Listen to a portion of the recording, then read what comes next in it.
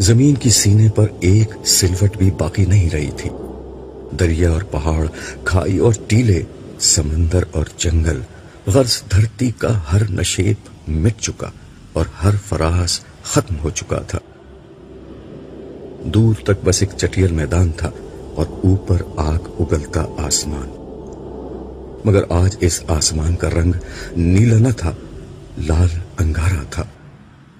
یہ لالی سورج کی دہکتی آگ کے بجائے جہنم کے ان بھڑکتے شعلوں کا ایک اثر تھی جو کسی اژدہے کے مانند منہ کھولے وقفے وقفے سے آسمان کی طرف لپکتے اور سورج کو اپنی گرفت میں لینے کی کوشش کرتے۔ جہنمی شعلوں کی لپک کا یہ خوفناک منظر اور بھڑکتی آگ کے دہکنے کی آواز دلوں کو لرزا رہی تھی۔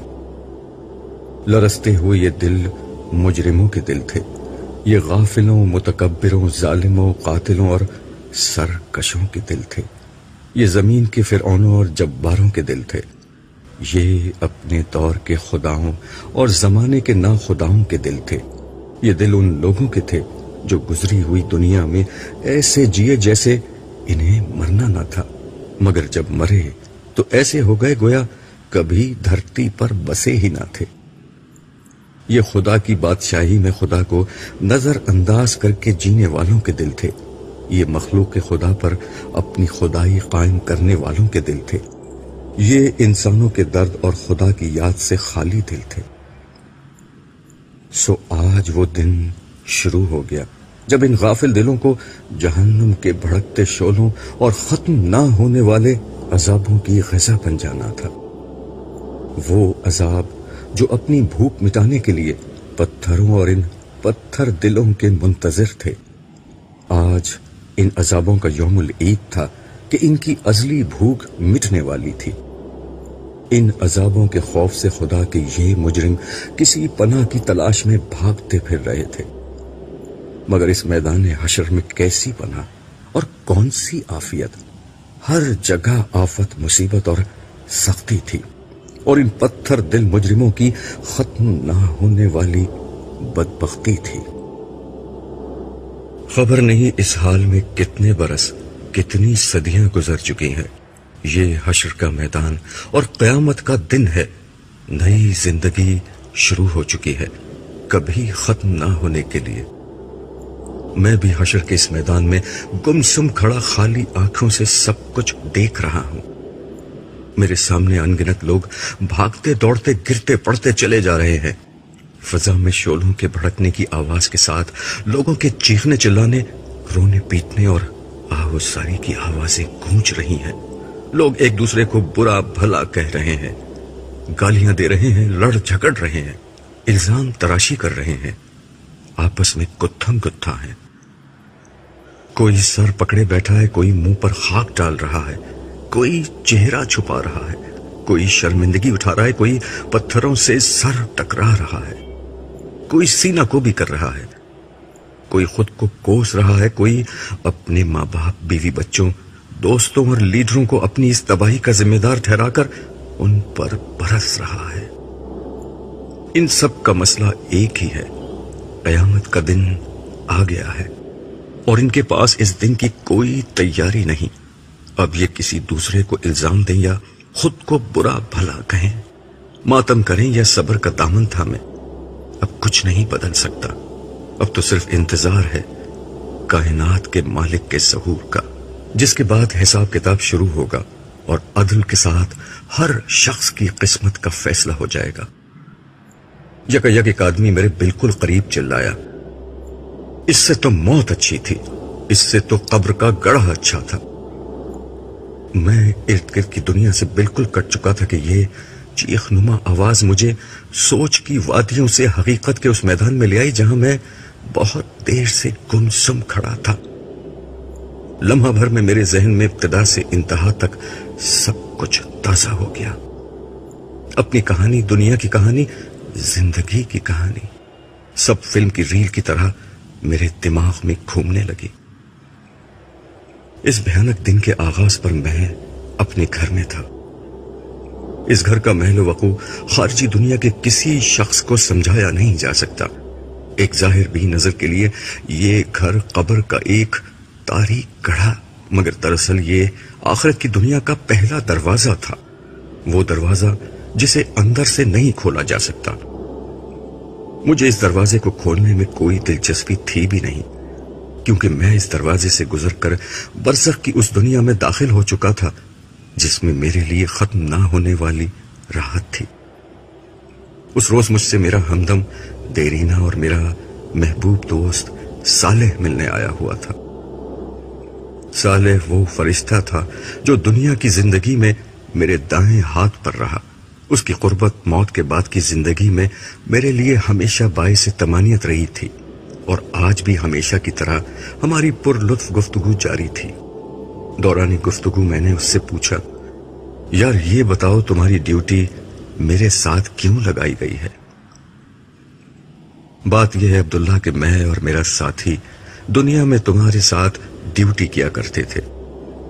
وہ تمہاری برائیاں اور میں نیکیاں لکھتا تھا۔ تم مجھے 2 منٹ فارغ نہیں رہنے دیتے تھے، کبھی اللہ کا ذکر، کبھی اس کی یاد میں آنسو، کبھی انسانوں کے لیے دعا، کبھی نماز، کبھی اللہ کی راہ میں خرچ، کبھی خدمت خلق۔ کچھ اور نہیں تو تمہارے چہرے پر ہمہ وقت دوسروں کے لیے مسکراہٹ رہتی تھی، اس لیے میں ہر وقت کچھ نہ کچھ لکھتا ہی رہتا تھا۔ تم نے مجھے تھکا کر مار ہی ڈالا تھا، لیکن ہم فرشتے تم انسانوں کی طرح تو ہوتے نہیں کہ برائی کا بدلہ برائی سے دیں، اس لیے تمہاری اس برائی کے جواب میں بھی دیکھ لو، میں تمہارے ساتھ ہوں اور تمہارا خیال رکھتا ہوں۔ صالح نے انتہائی سنجیدگی سے میری بات کا جواب دیا۔ میں نے اس کی بات کے جواب میں اسی سنجیدگی کے ساتھ کہا، تم سے زیادہ برائی میں نے الٹے ہاتھ والے کے ساتھ کی تھی۔ وہ میرا گناہ لکھتا مگر میں اس کے بعد فوراً توبہ کر لیتا، پھر وہ بیچارہ اپنے سارے لکھے لکھائے کو بیٹھ کر مٹاتا اور مجھے برا بھلا کہتا کہ تم نے مٹوانا ہی تھا تو لکھوایا کیوں تھا۔ آخرکار اس نے تنگ آ کر اللہ تعالیٰ سے دعا کی کہ اس شخص سے میری جان چھڑائیں، اس لیے موت کے بعد سے اب تم ہی میرے ساتھ رہتے ہو۔ یہ سن کر صالح ہنسنے لگا اور بولا، فکر نہ کرو، حساب کتاب کے وقت وہ پھر آ جائے گا۔ قانون کے تحت ہم دونوں مل کر ہی تمہیں اللہ تعالیٰ کے سامنے پیش کریں گے۔ یہ بات کہتے کہتے اس کے چہرے پر گہری سنجیدگی کے آثار نمودار ہو گئے۔ وہ بولتے بولتے چپ ہوا اور سر جھکا کر ایک گہری خاموشی میں ڈوب گیا۔ میں نے اس کا یہ انداز آج تک نہ دیکھا تھا۔ چند لمحوں بعد اس نے سر اٹھایا تو اس کے چہرے سے ہمیشہ رہنے والی شگفتگی اور مسکراہٹ رخصت ہو چکی تھی، اور اس کی جگہ خوف و حزن کے سایوں نے لے لی تھی۔ مجھے دیکھ کر وہ مسکرانے کی ناکام کوشش کرتے ہوئے بولا، عبداللہ، اسرافیل کو حکم مل چکا ہے، خدا کا وعدہ پورا ہونے کا وقت آ گیا ہے، اہل زمین کی مہلت ختم ہو گئی ہے، تم کچھ عرصہ مزید برزخ کے اس میدان میں خدا کی رحمتوں کے سائے میں رہو گے، مگر میں اب رخصت ہو رہا ہوں۔ اب میں تم سے اس وقت ملوں گا جب زندگی شروع ہوگی، تمہاری آنکھ کھلے گی تو قیامت کا دن شروع ہو چکا ہوگا، میں اس روز تم سے دوبارہ ملوں گا۔ زندگی کے ہنگامے جاری تھے، بازاروں میں وہی چہل پہل اور گہما گہمی تھی۔ New York, Los Angeles, London, Paris, Shanghai, Delhi, Moscow, Karachi, Lahore, ہر جگہ رونق میلے لگے ہوئے تھے۔ رات کو دن کر دینے والی سیلابی روشنیوں میں 2020 کرکٹ میچ اور فٹ بال ورلڈ کپ کے مقابلے، ان کو دیکھتے اور تالیاں بجاتے تماشائی، پب اور بار میں شراب پیتے اور کلبوں میں اسٹریپٹیز دیکھتے بدمست لوگ، ہالی ووڈ اور بالی ووڈ کی ایکشن اور تھرل فلموں میں اداکاروں کے جلوے اور ان جلووں کے شوقین تماش بین، فلموں، ڈراموں، اسٹیج ٹی وی، بیلے ڈانس اور فیشن شوز میں تھرکتی مٹکتی اپنے جسم کی نمائش کرتی ماڈلز اور اداکارائیں، اور اس نمائش سے اپنی تجوریاں بھرتے سرمایہ دار، نئے دور کے نئے فاتحین عالم۔ ملٹی نیشنل کمپنیوں کے مالکان اور ان کو اپنا علم و ہنر بیچ کر اپنے مستقبل کے خواب بننے والے باصلاحیت نوجوان، میڈیا کی چمک دمک، صحافت کے مرچ مسالے اور بازار سیاست کے ماند نہ پڑنے والے مکر و فریب کے ہنگامے، بازاروں میں گھومتے اور خریداری کرتے مرد و خواتین اور ان کو بلاتی رجھاتی دکانیں اور دکاندار، عمرہ کے عشرت قدوں میں گونجتے ساز و آواز، غربا کے جھونپڑوں میں فخر و افلاس، شادی کی تقریبات میں خوشی کے نغمے، جنازوں اور ہسپتالوں میں غم و الم کے سائے، خدا کے نام پر اپنے مفادات کا تحفظ کرتے اہل مذہب، غریبوں اور ان کے مسائل سے ہمیشہ کی طرح بے نیاز اہل ثروت، کرپشن کی ناپاک کمائی سے اپنی جیبیں بھرتے سرکاری ملازم اور ملاوٹ و ذخیرہ اندوزی سے اپنی تجوریاں بھرتے حرام خور تاجر، عوام کا استحصال کرتے اہل اقتدار اور دنیا پر اپنا غلبہ قائم رکھنے کے منصوبے بناتی سپر پاورز، سب اپنے اپنے مشغلوں اور کاموں میں مگن تھے۔ اہل زمین جو ہمیشہ سے کرتے آئے تھے وہی کر رہے تھے، ظلم و فساد کی داستانیں، دھوکہ و فریب کی کہانیاں، حرص و ہوس کی دوڑ، غفلت اور سرکشی کے رویے، خدا اور آخرت فراموشی، سیاسی ہنگامے، معاشی جد و جہد، مذہبی جھگڑے، طبقاتی کشمکش، ہر چیز ہمیشہ کی طرح جاری تھی۔ پیغمبر تو صدیوں پہلے آنے بند ہو گئے تھے، ایگریکلچرل ایج انڈسٹریل ایج سے بدلی اور انڈسٹریل ایج انفارمیشن ایج سے، مگر انسانی رویے نہیں بدلے، ان کے غم بھی نہیں بدلے، وہی کاروبار اور روزگار کی پریشانیاں، وہی عشق و محبت کی ناکامیاں، وہی موت اور بیماری کے مسائل۔ اس وقت بھی انسانوں کے ہاں ہر غم تھا سوائے غم آخرت کے، ہر خوف تھا سوائے خوف خدا کے۔ آسمان کی آنکھ یہ دیکھ رہی تھی کہ خدا کی زمین کو ظلم و فساد سے بھر دینے والا انسان اب دھرتی کا ناقابل برداشت بوجھ بن گیا ہے، تو انسان کو بار بار ہلایا گیا، نبی و آخر زمان کی پیش گوئیاں پوری ہونے لگی، ننگے پاؤں بکریاں چرانے والے عربوں نے دنیا کی بلند ترین عمارتیں بنا لی، مگر انسانیت ہوش میں نہیں آئی۔ نوح کے تیسرے بیٹے یافس کی اولاد یعنی یاجوج و ماجوج کی نسل دنیا کے پھاٹکوں کی مالک بن گئی، عظمت کی ہر بلندی سے یہی یاجوج و ماجوج ساکنان دنیا پر یلغار کرنے لگے۔ برطانیہ، روس، امریکہ اور چین ایک کے بعد ایک دنیا کے اقتدار کی مسند پر فائز ہوتے گئے۔ آسمانی صحیفوں کی تمام پیشگوئیاں پوری ہو گئیں، مگر انسانیت پھر بھی ہوش میں نہ آئی۔ سونامی آئے، سیلاب آئے، زلزلے آئے، مگر انسانیت غفلت سے نہ نکلی۔ خدا نے انفارمیشن ایج پیدا کر دی، اس کے اجمی بندوں نے نبی عربی کے پیغام کو اٹھایا اور انسانیت پر حجت تمام کر دی، مگر انسانیت پھر بھی نہ سنبھلی۔ قیامت سے قبل قیامت کی منظر کشی آخری درجے میں کر کے انسانیت کو جھنجھوڑ دیا گیا، مگر لوگوں کے رویے میں کوئی تبدیلی نہ آئی۔ سو جسے آخر کار آنا تھا وہ آ گئی۔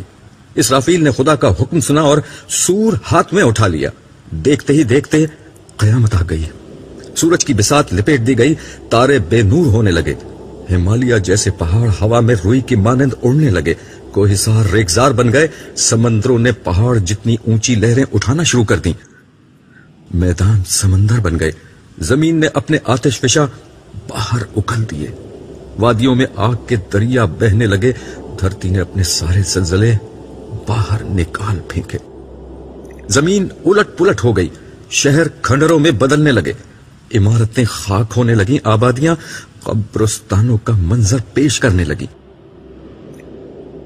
کمزور انسان کی بھلا حیثیت ہی کیا تھی؟ وہ جو کچھ دیر قبل نئے گھر کی تعمیر کے منصوبے بنا رہے تھے، نئی دکان اور نئے کاروبار کی منصوبہ بندی کر رہے تھے، شادی اور نکاح کی امیدیں باندھ رہے تھے، نئی کار اور نئے کپڑوں کی خریداری کر رہے تھے، اولاد کے مستقبل کی پلاننگ میں مصروف تھے. اپنے تمام ارادے اور سارے عزائم بھول گئے. مائیں دودھ پیتے بچوں کو چھوڑ کر بھاگی. حاملہ عورتوں کے حمل گر گئے. طاقتور کمزوروں کو کچلتے اور نوجوان بوڑھوں کو چھوڑتے بھاگنے لگے. سونا چاندی سرے راہ پڑے ہیں، نوٹ ہوا میں اڑ رہے ہیں، قیمتی سامان بکھرا ہوا ہے، مگر کوئی لینے والا، سمیٹنے والا نہیں. گھر، کاروبار، رشتہ دار، ناتا و اسباب سب غیر اہم ہو چکے ہیں. ہر نفس صرف اپنی فکر میں ہے. آج انسان سب کو بھول گیا ہے، صرف ایک خدا کو پکار رہا ہے، مگر کوئی جواب نہیں آتا. دہریے اور ملحد بھی نام خدائی کی دہائی دے رہے ہیں، مگر کوئی جائے عافیت نظر نہیں آتی.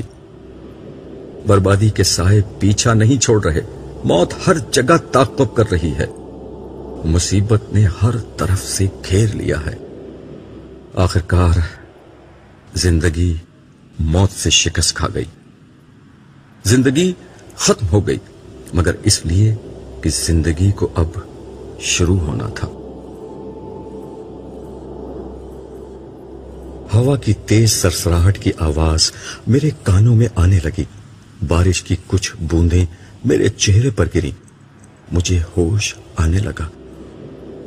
میں بہت دیر تک اٹھنے کی کوشش کرتا رہا، مگر میرے حواس مکمل طور پر بیدار نہ ہو سکے. کافی دیر میں اسی حال میں رہا.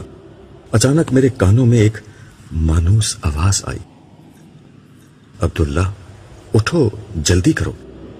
یہ میرے ہمدم دیرینہ، میرے یار غار صالح کی آواز تھی. اس کی آواز نے مجھ پر جادو کر دیا اور میں ایک دم سے اٹھ کھڑا ہوا. میں کہاں ہوں؟ یہ میرا پہلا اور بے ساختہ سوال تھا. تم بھول گئے میں نے تم سے کیا کہا تھا. قیامت کا دن شروع ہو گیا ہے. اسرافیل دوسرا سور پھونک رہے ہیں. اس وقت اس کی صدا بہت ہلکی ہے. ابھی اس کی آواز سے صرف وہ لوگ اٹھ رہے ہیں جو پچھلی زندگی میں خدا کے فرما برداروں میں سے تھے. اس نے میرا کندھا تھپکتے ہوئے کہا. اور باقی لوگ؟ میں نے اس کی بات کاٹ کر کہا. تھوڑی ہی دیر میں اسرافیل کی آواز بلند ہوتی چلی جائے گی اور اس میں سختی آ جائے گی. پھر یہ آواز ایک دھماکے میں بدل جائے گی. اس وقت باقی سب لوگ بھی اٹھ جائیں گے، مگر وہ اٹھنا بہت مصیبت اور تکلیف کا اٹھنا ہوگا. ہمیں اس سے پہلے ہی یہاں سے چلے جانا ہے. اس نے تیزی سے جواب دیا. مگر کہاں؟ یہ سوال میری آنکھوں سے جھلکا ہی تھا کہ صالح نے اسے پڑھ لیا. تم خوش نصیب ہو عبداللہ، ہم عرش کی طرف جا رہے ہیں. وہ تیزی سے قدم اٹھاتا ہوا بولا. پھر مزید تفصیل بتاتے ہوئے اس نے کہا، اس وقت صرف انبیاء، صدیقین، شہداء اور صالحین ہی اپنی قبروں سے باہر نکلے ہیں. یہ وہ لوگ ہیں جن کی کامیابی کا فیصلہ دنیا ہی میں ہو گیا تھا. یہ وہ لوگ ہیں جنہوں نے خدا کو بن دیکھے مان لیا تھا، اسے چھوئے بغیر پا لیا تھا، اور اس کی صدا اس وقت سن لی جب کان اس کی آواز سننے سے قاصر تھے.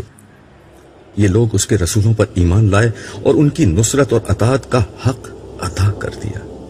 ان کی وفاداری اپنی مذہبی شخصیات، اپنے لیڈروں، اپنے فرقے کے اکابرین اور اپنے باپ دادا کے عقائد اور تعصبات سے نہ تھی، بلکہ صرف اور صرف خدا اور اس کے رسولوں سے تھی. انہوں نے خدا پرستی کے لیے ہر دکھ جھیلا، ہر طعنہ سنا، ہر سختی برداشت کی. اعلیٰ اخلاق اور بلند کردار کو اپنی زندگی بنایا. خدا سے محبت اور مخلوق پر شفقت کے ساتھ زندگی گزاری. عبداللہ، آج ان لوگوں کے بدلے کا وقت ہے، اور یہ ہے ان کے بدلے کا آغاز. صالح کی باتیں سنتے ہوئے میرے چہرے سے حیرت اور اس کے چہرے سے خوشی ٹپک رہی تھی. مگر میں تو جنت میں تھا. اور صالح نے ہنستے ہوئے میری بات کاٹ کر کہا، میرے دوست، وہ برزخ کا زمانہ تھا، خواب کی زندگی تھی. اصل زندگی تو اب شروع ہوئی ہے. جنت تو اب ملے گی. ویسے وہ بھی حقیقت ہی تھی. دیکھ لو، تمہاری اور میری دوستی وہیں پر ہی ہوئی تھی. میں اپنا سر جھٹک کر اسے دیکھنے لگا. کچھ میری سمجھ میں آ رہا تھا اور بہت کچھ سمجھنا ابھی باقی تھا.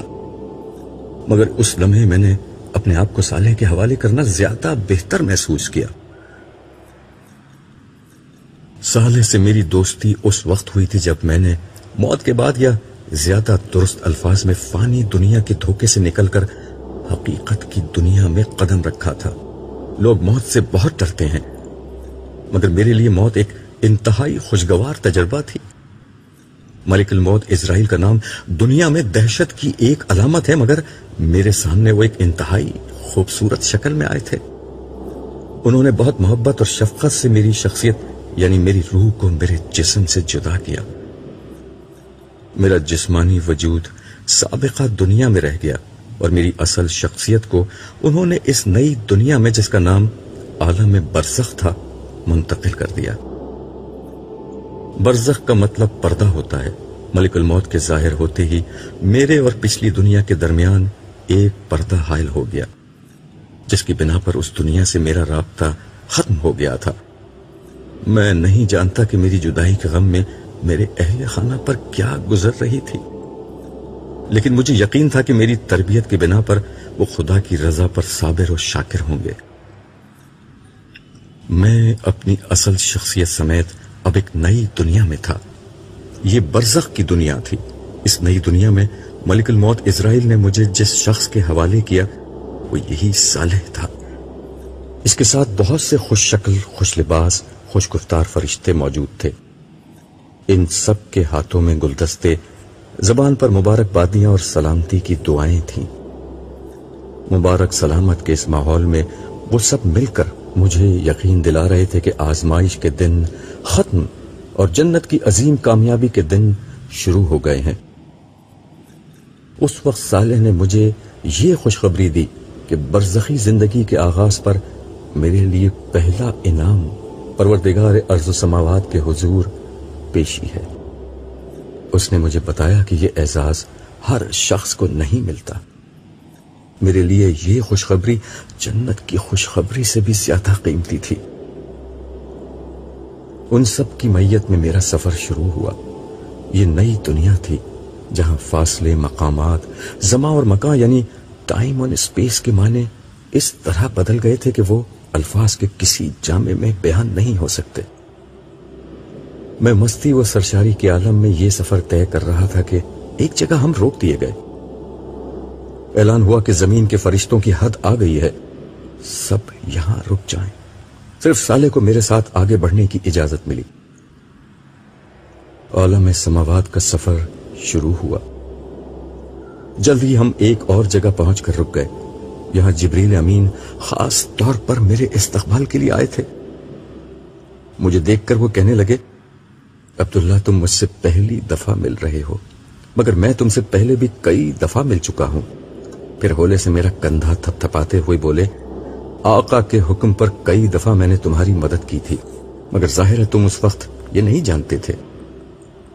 आका के लफ्ज से मेरे चेहरे पर एक रोशनी फूटी, जिसे जिब्रील के नूरानी वजूद ने अल्फाज में ढलने से कबल ही पढ़ लिया और कहा, आओ चलो मैं तुम्हें तुम्हारे अन्नदाता से मिलाता हूं। नबियों के अलावा ये एहसास बहुत कम इंसानों को हासिल होता है कि वो इस तरह बारगाह ओहदियत में पेश किए जाएं। तुम वाकई बहुत खुशनसीब हो।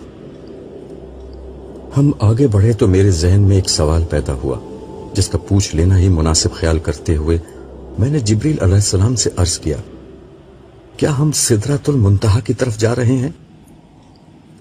नहीं, जिब्रील अमीन ने जवाब दिया। फिर मजीद वजाहत करते हुए कहा, तुम्हारे जहन में गालिबन मेराज वाली बात है। वो अंबिया का रास्ता है। अंबिया की हुजूरी के मुकामात बहुत आला होते हैं, फिर उन्हें मुशाहिदात भी कराए जाते हैं। तुम्हारा रास्ता बिल्कुल अलग है।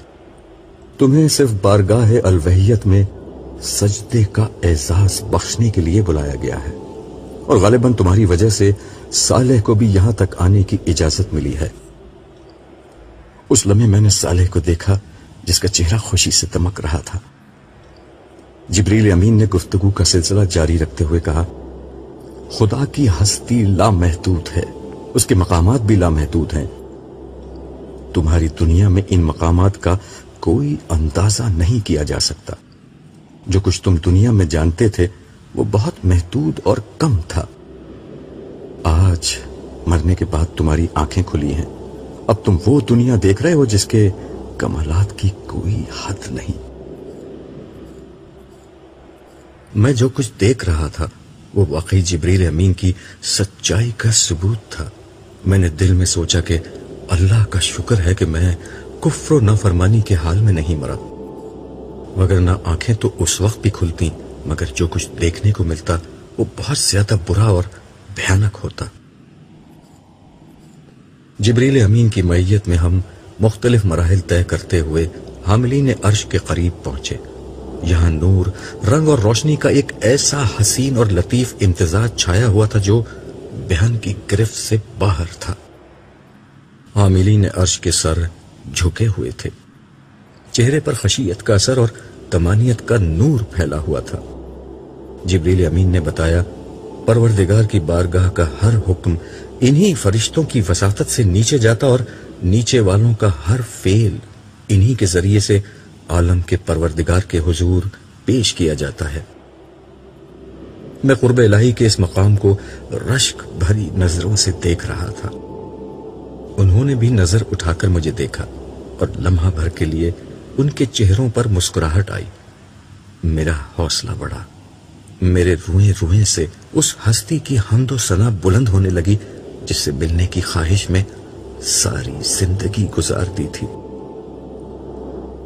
پھر چلتے چلتے مجھ پر نہ جانے کیوں لرزہ طاری ہونے لگا۔ خدا سے ملنے کی شدید ترین خواہش پر اس کی عظمت کا احساس غالب آ گیا۔ اس لمحے مجھ پر اتنا شدید رعب طاری ہوا کہ میں گھبرا کر واپس پیچھے ہٹنے لگا۔ اگرچہ عرش ابھی بہت دور تھا مگر صاحب عرش کی عظمت کے احساس سے میری ہمت ٹوٹ گئی۔ مجھے لگا کہ اس لمحے میرا وجود کرچی کرچی ہو کر فضا میں بکھر جائے گا۔ شاید یہی ہوتا، مگر ایسے میں میرے کانوں میں جبریل امین کی آواز آئی، یہیں سجدے میں گر جاؤ، اس مقام سے آگے صرف انبیاء کرام جاتے ہیں۔ میں اور صالح دونوں سجدے میں چلے گئے۔ جسے بن دیکھے سجدہ کیا تھا، آج پہلی دفعہ اسے دیکھ کر سجدہ کیا تھا۔ دیکھا تو خیر کیا تھا، بس آثار دیکھ لیے تھے۔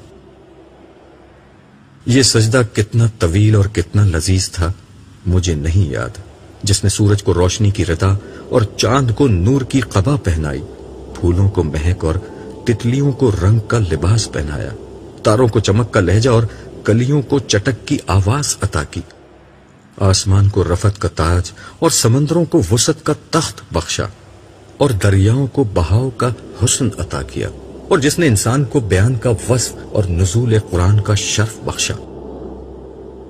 اس کے قدموں میں گزرا ہوا ایک ایک لمحہ ہفت اقلیم کی بادشاہی سے بڑھ کر تھا، مگر اس لمحے کو تمام ہونا ہی تھا۔ حاملین عرش کی دلکش صدا بلند ہوئی، هو اللہ لا الہ الا ہو۔ یہ اعلان تھا کہ صاحب عرش کلام کر رہا ہے۔ آواز آئی، میں اللہ ہوں، میرے سوا کوئی معبود نہیں۔ ہر سر سے لذیذ تر اس صدا میں وہ سحر تھا کہ میرا وجود سراپا گوش ہو گیا، میرا پورا جسم اور اس کی ہر قوت کانوں اور سماعت میں سمٹ آئی۔ میں مزید کچھ سننے کا منتظر تھا مگر گفتگو میں ایک وقفہ آ گیا تھا۔ مجھے احساس ہوا کہ شاید اب مجھے کچھ کہنا چاہیے۔ جو پہلی بات میری زبان پر آئی وہ یہ تھی، مالک، زندگی میں یہی ایک حقیقت تو جانی ہے۔ میری یہ بات میرے اپنے کان بمشکل سن سکے تھے مگر حاضر و غائب کے جاننے والے اور دلوں کے بھید پا لینے والے تک وہ بات پہنچ گئی تھی۔ جواب ملا، مگر یہ بات جاننے والا ہر شخص یہاں تک نہیں آتا۔ جانتے ہو عبداللہ تم یہاں تک کیسے آ گئے؟